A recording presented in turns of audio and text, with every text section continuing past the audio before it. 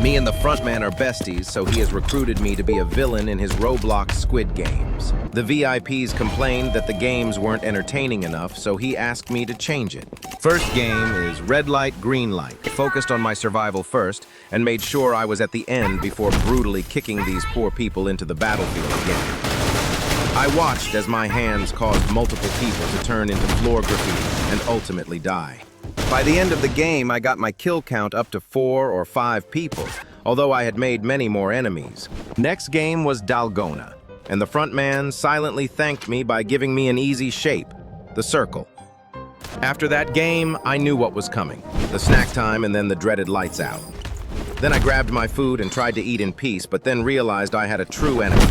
Destroyer Duck 22. I tried to drink my soda anyway, but this guy disorientated the crap out of me. I was knocked, smashed, and flown around before just escaping with little to no health.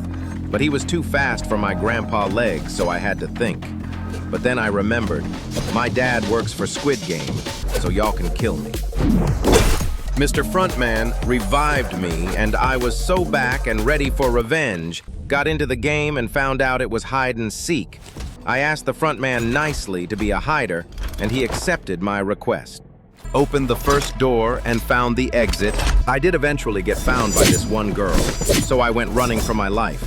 I nearly crapped myself when I couldn't run far enough. I then had a horror game experience of moving around the wall as the attacker did too.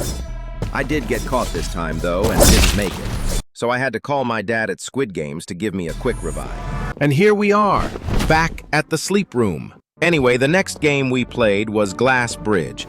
I let everyone know I had the Glass Bridge pass, so they had a reason not to instantly yeet me off the side of the map. I got on the first pane, but someone tried to throw me off, so I ran back and waited. Clock reached 60 seconds, and I thought if I die being the villain, then so be it. But then, in a turn of events, Destroyer Duck went for it, and we got over with seconds to spare. But then, my plan backfired. Players rebelled against the system, putting my bestie at risk, so I had to play like I was one of them. My plan was to do nothing and stay behind, hoping that they would all die one by one. We advanced pretty fast, and yet, I stood there only killing what was necessary. But in a turn of events, Destroyer Duck caught on to my plan and told me to go first.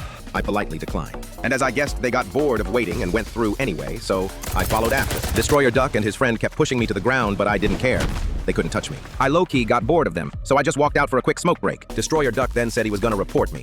And I asked him what for. He told me for throwing, then I lectured him, "That ain't a rule, bro." We made it into the management room and they used the master plan. They left me to die in there. But I caught on, so I ran out of there as fast as I could, all the way back to the elevator.